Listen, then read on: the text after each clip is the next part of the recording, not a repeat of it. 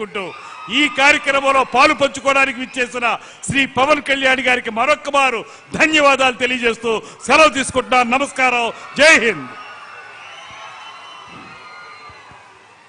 నిడదవోలు ప్రగతిని గోదావరి వరదలా పరిగెట్టిస్తున్న ఉజ్వల సాంస్కృతికోద్యమ సారథి కందుల దుర్గేష్ గారికి ధన్యవాదాలు తెలియజేస్తూ మన ఆంధ్రప్రదేశ్ మరో వరం మన భీమవరం ముద్దుబిడ్డ కేంద్ర మంత్రివర్యులు శ్రీనివాసవరం గారిని సందేశం ఇవ్వాల్సిందిగా కోరుతా ఉన్నాం.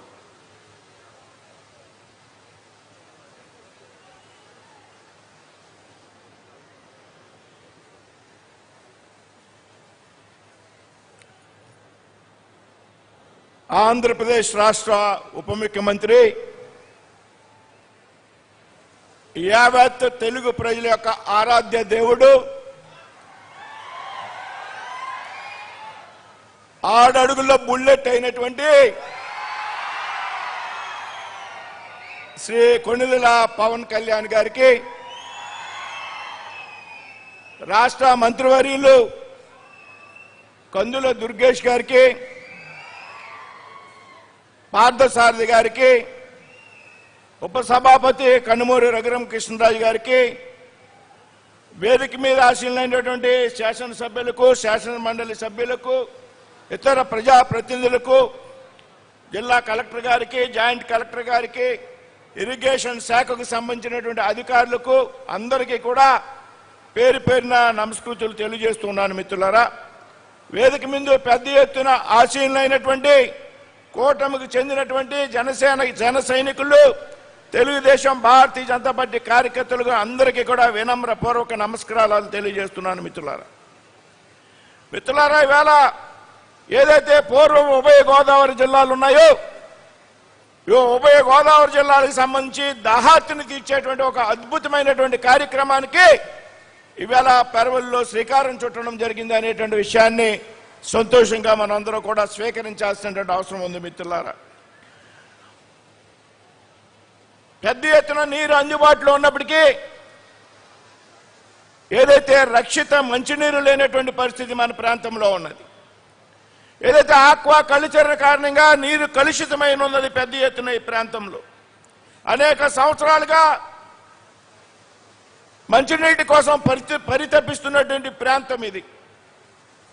అంటే అటువంటి ప్రాంతంలో ఈవేళ పెద్ద ఎత్తున దాదాపు 3,050 కోట్లతో ఇవాళ ఒక శుద్ధి చేసినటువంటి నీటిని గ్రామీణ ప్రాంతాల్లో గ్రామాలకు ఇంటింటికి అందించేటువంటి ఒక బృహత్తరమైనటువంటి కార్యక్రమానికి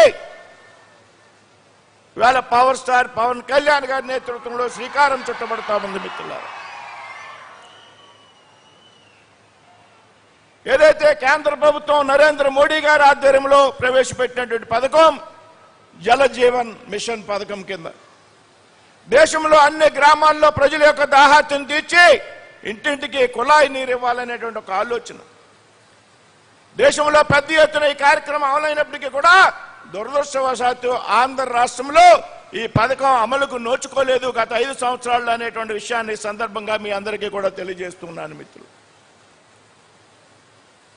ఏదైతే కేంద్ర రాష్ట్ర ప్రభుత్వాలు 50% నిష్పత్తిలో ఈ పథకాన్ని అమలు చేస్తున్నటువంటి సందర్భంలో దాదాపు 27,000 కోట్ల రూపాయలు అంచనా వ్యయంతో కేంద్ర ప్రభుత్వం 13,500 కోట్లు విడుదల చేయడానికి సిద్ధంగా ఉన్నప్పటికీ కూడా అప్పట్లో రాష్ట్రంలో అనుకున్నటువంటి ఏదైతే ప్రభుత్వం ఉన్నదో ఆ ప్రభుత్వం తన తాలూకు వాటాన్ని చెల్లించడానికి ముందుకు రాని కారణంగా ఆంధ్రప్రదేశ్లో ముఖ్యంగా ఈ గోదావరి జిల్లాల్లో ప్రజల యొక్క దాహార్తి తీరకుండా మిగిలిపోయింది అనేటువంటి విషయాన్ని సందర్భంగా గుర్తు చేస్తున్నాను. మిత్రులు,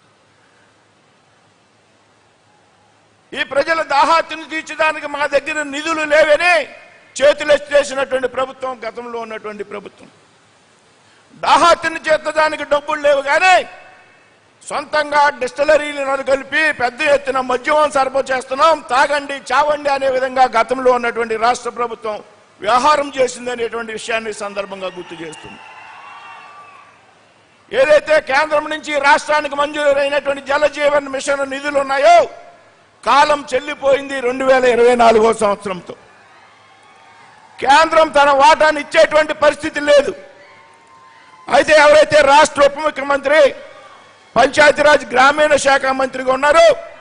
వారి యొక్క కృషి, చంద్రబాబు నాయుడు గారి యొక్క కృషి కారణంగా ప్రధానమంత్రి నరేంద్ర మోడీ గారిని కలవడం ద్వారా మా రాష్ట్రంలో జల్ జీవనం మిషన్ మీరు ఇచ్చినటువంటి నిధులు గతంలో ఉన్నటువంటి ప్రభుత్వం ఉపయోగించలేదు, మాకు మరింత గడువు కావాలి, మరింత సమయం కావాలి అని ప్రధానమంత్రి గారిని కోరిన మీదట ఆంధ్రప్రదేశ్ రాష్ట్రానికి కేవలం పవన్ కళ్యాణ్ గారి కారణంగా 2028 వరకు కూడా సమయం ఇస్తూ రాబోయేటువంటి 2 సంవత్సరాల్లో మీ పథకాన్ని పూర్తి చేసుకోండి కేంద్రం అనుమతి ఇచ్చింది. అంటే దాని కృషి ఎవరు అంటే పవన్ కళ్యాణ్ గారు అనేటువంటి చెప్పడంలో ఏమాత్రం కూడా అనుమానం లేదు మిత్రులు. దాదాపు 5,001 గ్రామాలు, 5,200 కిలోమీటర్లు ఏదైతే 280 OHSRలు OHBRలు నిర్మించడం ద్వారా, ఎక్కడైతే ర్యాపిడ్ శాండ్ ఫిల్టర్ సిస్టమ్ ద్వారా ఇక్కడే నీటిని శుద్ధి చేసి మన గ్రామంలో మన ఇంటికి నీటిని చేర్చేటువంటి బృహత్తరమైనటువంటి కార్యక్రమం ఈవేళ మనం శంకుస్థాపన, భూమి పూజ చేసుకునేటువంటి కార్యక్రమం విషయాన్ని మీరంతా కూడా గమనించాలి మిత్రులు. ఈ విధంగా ప్రజా ప్రయోజనాల కోసం నిరంతరం కూడా సామాన్య పీడిత దళిత వర్గాలు ఎవరైతే ఉన్నాయో వారి యొక్క ప్రయోజనాలను కాపాడడం కోసం పనిచేసేటువంటి వ్యక్తి ముఖ్యమంత్రి గారు పవన్ కళ్యాణ్ అని చెప్పడంలో ఏమాత్రం కూడా సందేహం లేదు. ఉద్దానములో కిడ్నీ బాధితులకు పెద్ద ఎత్తున భరోసానివ్వడం ద్వారా ఆ తర్వాత కాలంలో ప్రభుత్వాలు కిడ్నీ బాధితులకి పెన్షన్ మంజూరు చేస్తున్నారంటే దానికి కారణం ఉప ముఖ్యమంత్రి పవన్ కళ్యాణ్ గారు అని చెప్పడంలో ఏమాత్రం కూడా సందేహం. ఇవాళ పంచాయతీరాజ్ గ్రామీణాభివృద్ధి శాఖ మంత్రిగా బాధ్యతలు స్వీకరించాక ఈ రాష్ట్రంలో తనదైనటువంటి ఒక ప్రత్యేకమైనటువంటి శైలిలో పనిచేస్తున్నటువంటి వ్యక్తి పవన్ కళ్యాణ్ గారు. దాదాపు రాష్ట్రంలో 13,350 గ్రామాలకి దేశంలో ఎక్కడా లేని విధంగా ఒకే ఒక్క రోజులో గ్రామ సభలు నిర్వహించి చూపెట్టినటువంటి వ్యక్తి పవన్ కళ్యాణ్ గారు అని చెప్పడంలో ఏమాత్రం కూడా ఉపయోగం.